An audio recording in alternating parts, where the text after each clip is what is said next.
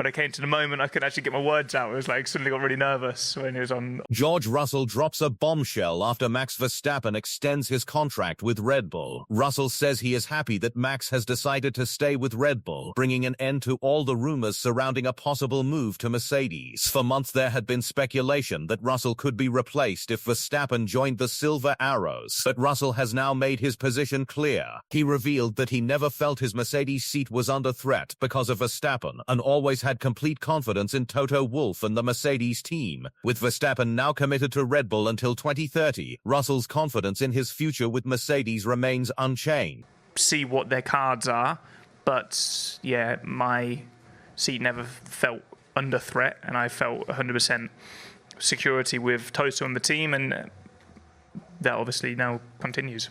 Stick around, because in this video we're breaking down everything Russell said. Why this rumor ran for almost 2 years, what it means for Mercedes going forward, and what Lando Norris had to say about missing out on the chance to have Verstappen as a teammate. To understand why this announcement matters so much, you have to go back to February 2024. That's when Lewis Hamilton stunned the paddock by announcing he was leaving Mercedes for Ferrari. The moment that news broke, speculation kicked off about who would replace him, and one name kept coming up again and again: Max Verstappen. Early on, the talk was that Verstappen could slot in alongside Russell, forming a genuine super team. But as the years went on, and Mercedes junior driver Kimi Antonelli started delivering strong results, eventually rising to the top of the Drivers' Championship, the narrative shifted. Suddenly it wasn't about Verstappen joining as a second driver, it was about Verstappen potentially replacing Russell outright. For 2 seasons this story simply refused to go away.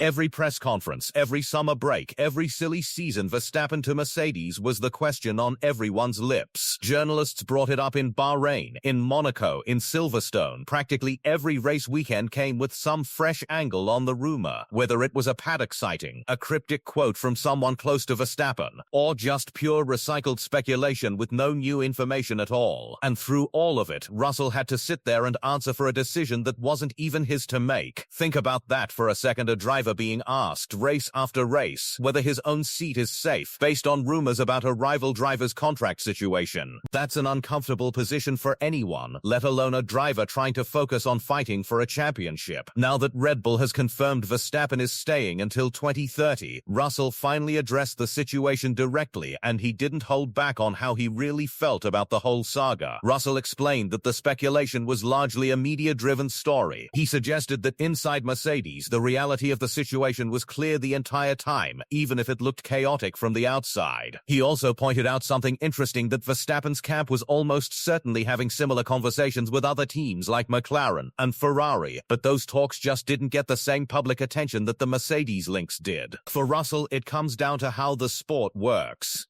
Drivers talk to multiple teams, teams talk to multiple drivers. Everyone is simply weighing their options before big decisions get made. But through it all, Russell was firm on one point: his seat was never actually at risk, and he had full trust in Toto Wolff and the wider Mercedes operation throughout the process. That's a strong statement, especially given how persistent and public the rumors became. It suggests that whatever conversations were happening behind closed doors at Mercedes, replacing Russell was never seriously on the table, no matter how loud the noise got outside the team. It's also worth noting the timing of Russell's comments. This wasn't some throwaway line buried in a post-race interview. It came in a press conference directly ahead of the Dutch Grand Prix, Verstappen's home race, just hours after Red Bull made the extension official. In other words, Russell chose to address it head-on, in front of the entire media pack, rather than dodge the subject or give a vague non-answer. That alone tells you how settled he feels about where he stands with the team. This isn't the first time this year that Mercedes has tried to shut this story down.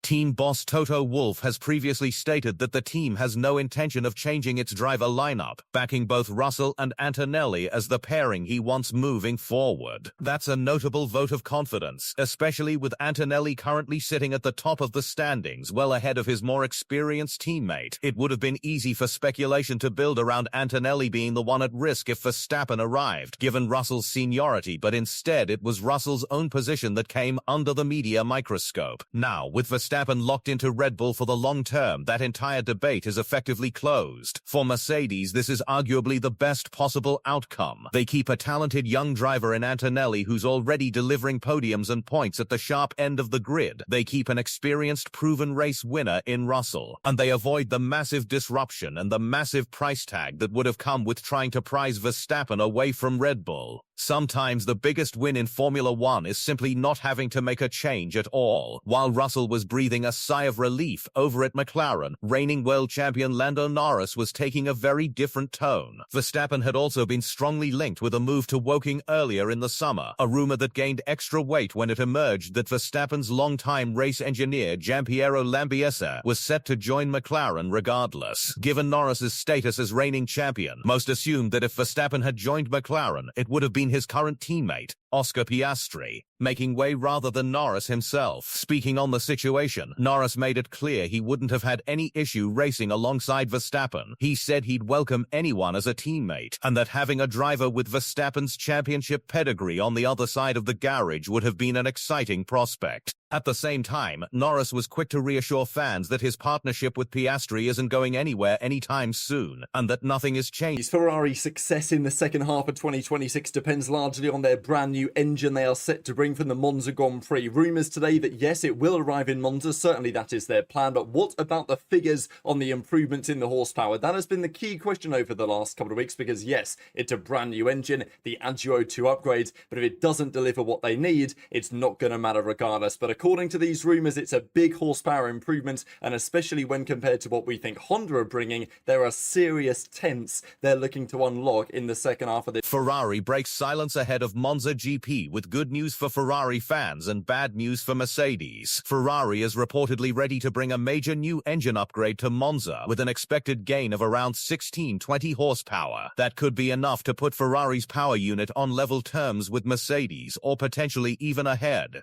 And if these numbers are accurate, Mercedes should take this as a serious warning. Ferrari are coming, and Monza could be the moment when the balance of power starts to shift. So let's break down exactly what's coming, why it matters, and what else is happening across the paddock heading into the second half of the season. If you're new here, hit subscribe, and let's get into it. Ferrari's second half of 2026 depends heavily on this new power unit. The plan as it stands is for it to arrive at Monza, and the rumors circulating today all but confirm that timeline. The real question has never been whether it arrives, it's how much it actually delivers. Ferrari have 2 Engine of the Year token upgrades available this season, because they started at least 4% behind the benchmark manufacturer. The first of those upgrades landed back in Austria. That one wasn't primarily about raw power, it was about reliability. It set the groundwork, tightened up the internals, and made sure the next step wouldn't blow up in their face literally. Some estimates put that first gain at around 8 to 10 horsepower. Now comes the real one.